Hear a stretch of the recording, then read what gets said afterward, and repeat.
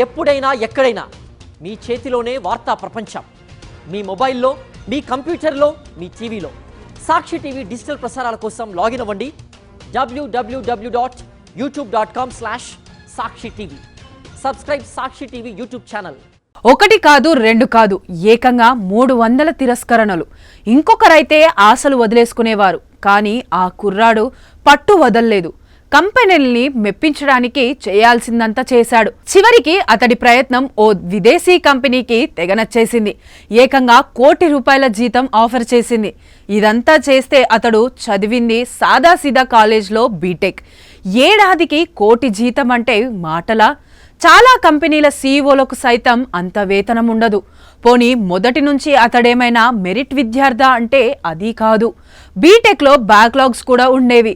Computer సైన్స్లో seat రాకపోవడంతో electrical engineering ఎంచుకున్నాడు. సబ్జెక్టుతో సంబంధం లేకున్నా టీనేజ్కి వచ్చేసరికి తనకి ఫైనాన్స్ సబ్జెక్టుపై విపరీతమైన ఆసక్తి ఏర్పడింది.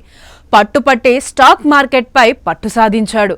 ప్రపంచవ్యాప్తంగా ఫైనాన్షియల్ మార్కెట్లు ఎలా పనిచేస్తాయి, ఒకరి నుంచి ఒకరికి ఎలా చేతులు మారుతాయి వంటి వాటిలో నైపుణ్యం సాధించాడు.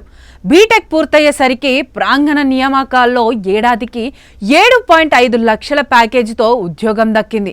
ఇరుకింట్లో 5 సభ్యులుండే కుటుంబానికి అది మంచి ఆఫర్.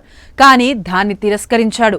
అతడి మనసంతా ప్రపంచ మార్కెట్ల చుట్టే తిరుగుతోంది. మరి ఎలాగైనా ఫైనాన్షియల్ రంగంలోనే కెరియర్ని ప్రారంభించాలనేది అతడి ఆశ. ఇంటర్న్షిప్, ఉద్యోగాల కోసం పట్టు వదలకుండా దరఖాస్తులు పంపుతూనే ఉన్నాడు.